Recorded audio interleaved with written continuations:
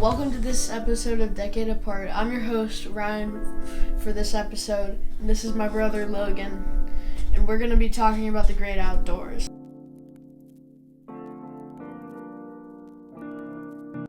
Logan, what was your favorite activity, that you used to play outside in the court or something? My favorite activity outdoors? Oh man, it was probably playing Nerf guns with Carter. Actually, we would pretend we were, it's the army guys or even when we were kids around then. That was when Clone Wars was coming out, the Star Wars show. So we were huge into that. So we would pretend we were, the clone troopers, and we were having fun outside. We, just make believe and stuff. Other than that, I don't know. Probably we would play. We would go out on our bikes a lot. Carter and I would go on rides, just in the neighborhood randomly. But that was probably my favorite activities to do. Probably Nerf over the bike, but still, it was a lot of fun. What about you? What's your peak outdoor activity? I think I really like Nerf. I used to act as the garage was like a safe bunker, and it was like a apocalypse. Yep. That was really fun playing It's so funny you say that. Yeah. I remember once I was shooting a Nerf gun with a bullet in it. Yeah. I accidentally shot a car, and then a Mozart CD disc drops out the window. And I remember I walk into my first grade classroom the next day, and I walk into Mrs. Marth's classroom, and I ask her, hey, could you play this on your CD player, since we would always play music on Fridays. Okay. And I still haven't seen that CD disc back since this day. Oh, she stole it from you. Yeah. Awful. It's really funny that you mentioned the garage being a bunker. That was the coolest thing when we were kids. We'd be in this huge battle or whatever, and we'd run and it'd be like, Carter, get in the garage, and then I'd slam the garage door button like I was shutting a huge vault door. It was that was really the coolest part of doing those fights outdoors. We had a lot of fun doing that. But Ryan, you realize you agreed with me on the Nerf battles, right? Yeah, I think you get a point for that one. I'm pretty sure I get a point for that one. I'm off to a head start right off the bat. Nice. So, we've talked about outdoor activities. What is your favorite sport? What sports have you done, and which one did you decide was your favorite? I think I've always wanted to try football, but I wasn't not really wanting to get into it. Why is that? It's just kind of because I always would have to pick over my favorite sport in football, and of course one sport's my favorite sport, so why would I pick a sport that I played over? Is it a scheduling thing too? Yeah. Because don't you start your practices Yeah. Okay, yeah, it's got that weird schedule. It's hard for people to do two sports at once with that. Yeah. But I think my favorite sport overall is just you can even finish the sentence. Let me guess, is it baseball? Yeah. Baseball. That's where it is. Because, it's just fun playing on a travel team, having fun with your teammates. Big travel guy over here. Yeah. It's also pretty fun to go to tournaments in Indiana, stuff like that. Oh yeah, you guys actually travel. We're going to Indiana this year for a baseball tournament, which is gonna be really fun. Yeah. So baseball's the only sport you've played? Yeah. I could have sworn it was a few others, but I guess I'm wrong. Both you and Carter played soccer, didn't you? Yeah. So my sports that I played soccer for, I think it was 2 or 3 seasons. Hated it for obvious reasons. And then I went on to play baseball. Rec league baseball, not travel. I was never good enough for travel. And that's where I made a lot of friends. We had a lot of fun doing that. You know, super low stakes. Of course, we were like, you know, high stakes. Like you have to win or you're awful. You know, it's that kid stuff. And then I did try football. And you know what, Ryan? When you're my size at your age, things don't work out how you'd think they would. Yeah. You'd think you'd be the most unstoppable killing machine on the football field. Yeah. No, you are not. You are in fact marked on your helmet that if you do anything wrong, your team gets a penalty. It sucked. It was really annoying and it was stupid. Yeah. Obvious reasons a damn near 6 foot sixth grader can't run the ball, because if he did, no one's stopping him. So, you know, even I played line. It wasn't like I was of course I wasn't like a wide receiver or anything.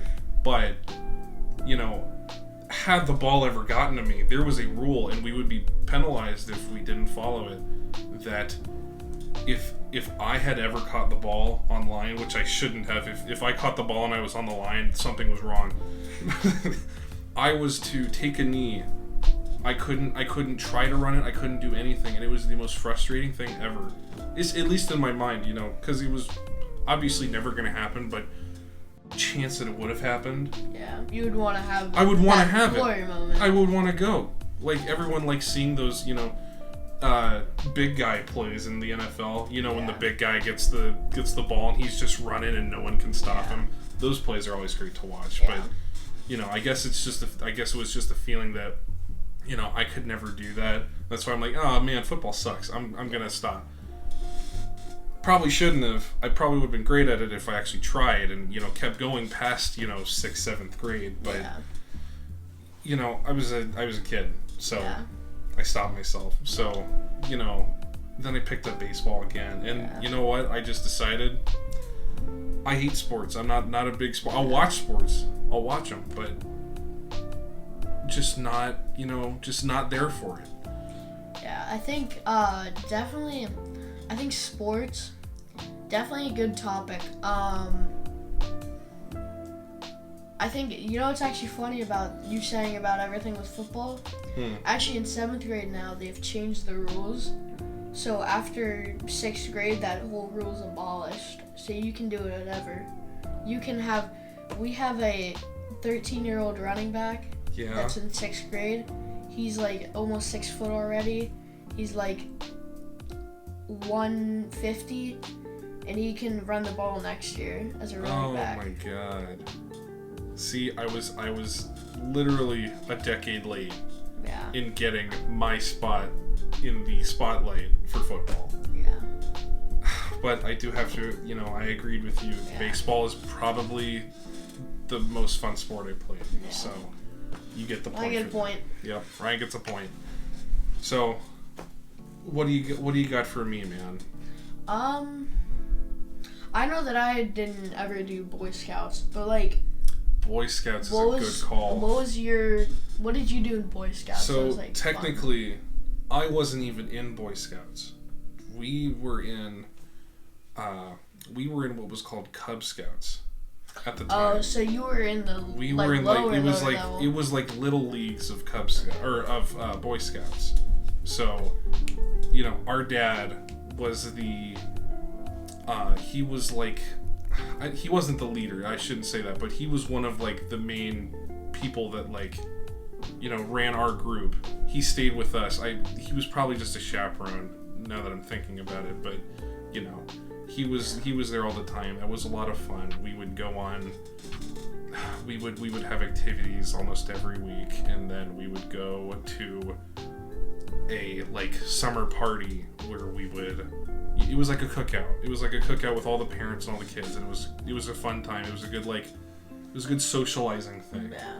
Which, you know, not to dig at you, but like, hey man, I feel like you not doing scouts, like, you know, it probably didn't set you up socially. Like, how does that work? Like, do you think you made less friends because of not doing it, or have you made more? And I'm just like completely off base because I made a lot of friends in Scout. Like that's how I started getting friends in school was through doing that, and then sports later on, whatever. Yeah.